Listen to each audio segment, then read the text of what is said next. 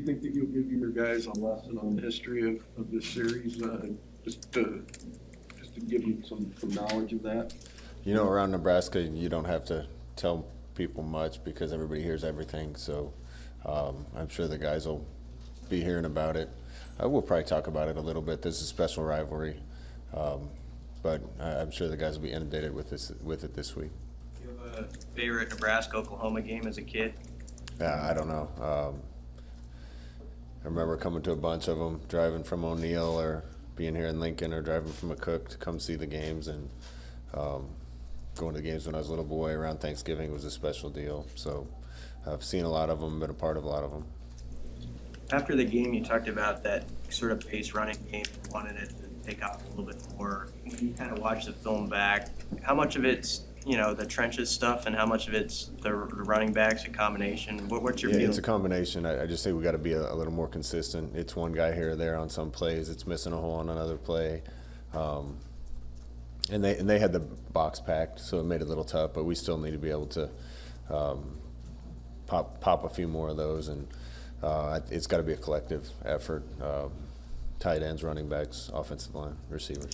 Did you like what Gabe showed second half, kind of popping off some runs? Yeah, the thing I liked the best is he looked like he was running with a little bit of attitude, like he was going to make it happen. He was going to find a hole and get us yards, and we need an aggressive attitude, including in the running back room.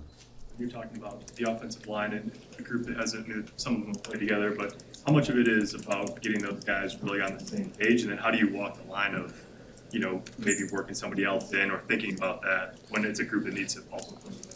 No, we got to grow as a unit, and that unit might be 5 guys, it might be 7 guys, it might be 8 guys. We're going to put the best guys out there. If we need to rotate, we'll rotate.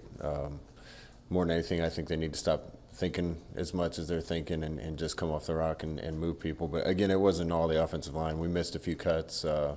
Tight ends missed a couple times. We would have had some bigger runs, and receivers missed a couple times. So it's a group deal, and was good enough to win Saturday, but we got to keep getting better. Has Teddy Brodsky worked his way into a conversation of playing more?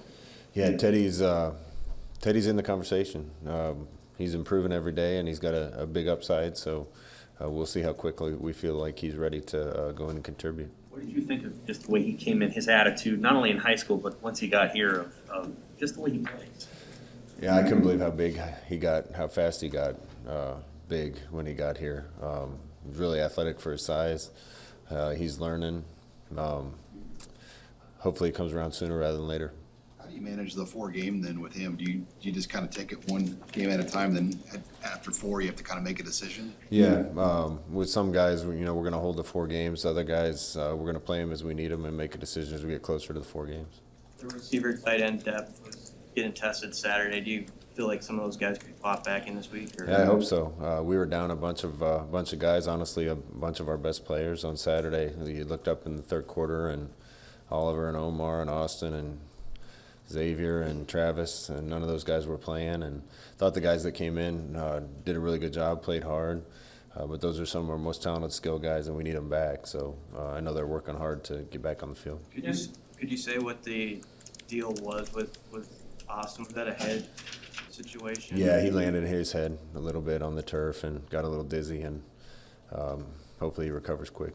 Generally speaking, by what point in the week do you kind of want to know who Adrian's going to be throwing to, or do you take that all the way up till kickoff? I mean, you want to know on Monday, but sometimes you don't have that luxury. We want guys to have practiced if we're going to play them, and there's some unique circumstances where you have veterans that have been there, done that, and if you get them back at the end, that's probably good enough. But guys need to train in order to perform well, and we want them back as soon as possible. Well, Preston will limit a little here, I know, but are any of those guys ruled out? No. Scott, kind of going back to managing red shirts and so forth, when you're making the decision when the guy's approaching 4 games about whether to keep going or to stop, how do you manage that as far as how much do you talk to the player about that? How much input does he get into that decision? Yeah, if the decision's easy, there isn't much of a conversation. If the decision's a little harder, we involve the player and sometimes the player's family to decide what they want to do if we get to that point. But most kids want to play, and if they're going to get significant time, they want to play. if it's going to be a play here or there, it's probably not smart to use up the year. How much of a difference can Travis make for you when he does get back in the run game? Because he's got a reputation for being a good blocker.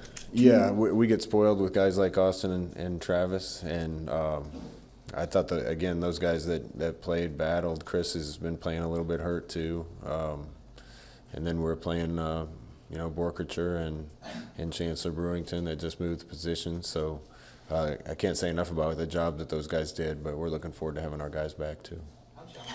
Scott, at receiver, if you have to look at, or if you're going to look at some younger guys who haven't necessarily been running your stuff in practice, to then say, come up and give us some depth, add some depth, we might need you this week. Is that a transition those guys can make in 1 week if needed?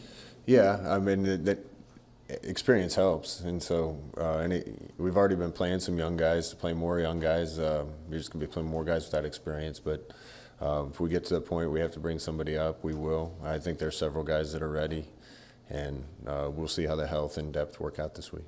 I know you have to sometimes tread lightly with the officiating stuff, but on the offensive PI stuff, the two calls, is there anything that can be done differently, or is it no? I don't think the one Saturday we could do anything different now.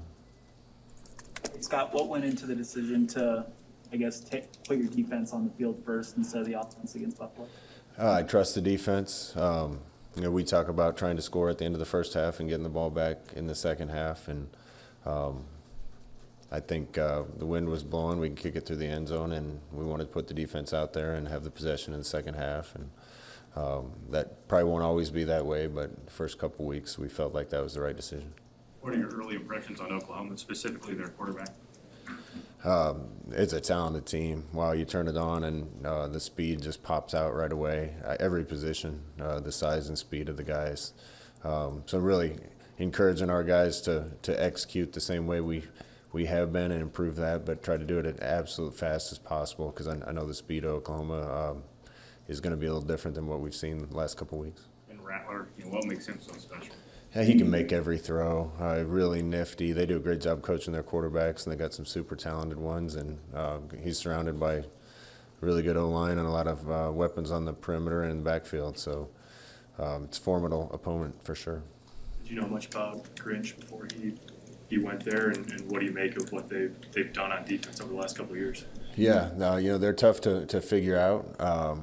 He does a good job mixing things up. Disguising things, can't always tell what coverage they're in. Their line moves and stunts a lot. It kind of creates chaos on defense is the best way I can say it. I've known Alex for quite a while. Good guy, good coach. Is there personnel, does it look like anything you see in the Big Ten? I mean, athletically, I'm sure Ohio State comes to mind, but beyond that, anything you see in OU that's similar? Yeah, I mean, they've got about as good a player as there is in the country at almost every position. But I don't want our guys to back down to that, and I don't think they will. Our guys are really excited to play. We know what kind of challenge there is in front of us. We know what kind of team we're playing. It's a great team. Our guys are excited about the opportunity. How have you seen Adrian handle moments like this where maybe he makes the play or he presses too much? How do you walk that line between knowing you got to do something but not doing the wrong? I haven't seen him press really the last couple of weeks. In fact, the more we can take off his plate, the better. I think that there's a couple times when he probably could have chose to keep the ball, but it's tough to make that decision when you just ran for 76 yards. He's made some unbelievable plays for us the last 2 weeks and really lifted the team. So we need to keep playing well around him and expect the same type of play out of him. Have you seen kind of a growth in his, the way that he approaches the game, the way he thinks about it, the maturity? Absolutely. See improvement in the way he's leading, growth in the way he's playing, decisions he's making. He's being really good with the ball right now, making sure he's not putting the ball in bad positions or risking turning it over. So if he can create the type of plays he creates and not make those bad plays, we've got a heck of a player on our hands. Yeah, for you growing up watching these games, and whether in person or on TV, now you're on the sidelines, you're going to be coaching in it. What's that like to circle back? Yeah, this was my favorite game of the year growing up my entire life, just like every Nebraska fan, I think. And I was lucky enough to play in 2 of them. One of them was Coach Osborne's 250th victory. one of the best rivalries in sports. It's kind of a shame it went away, but it's going to be special to be a part of it in a different role. Does it feel weird to say this would be an SEC Big Ten matchup in a couple of years from now? Yeah, I don't want to get into all that. Do you have to tell your guys like this is just another week, or does it feel different? Does this week feel different at all? We're going to prepare like it's any other week. That's what we do. But I think the emotion's going to take care of itself. I don't think there's going to be a lot of motivational speaking that's going to need to be done. These guys know how good a team we're getting ready to play, and they're going to be in the spotlight nationally. So I think the guys are excited, and we've gotten a lot better over the last 2 weeks. We need to keep that going and keep improving on the things that we haven't done well enough. Special teams take on even more added significance when you play an opponent like this. Absolutely. Turnovers and special teams. If you're going to beat a team that's really talented, you gotta probably win those. Make a big play on special teams. Get a turnover here and there. We'll see if we're up to the challenge.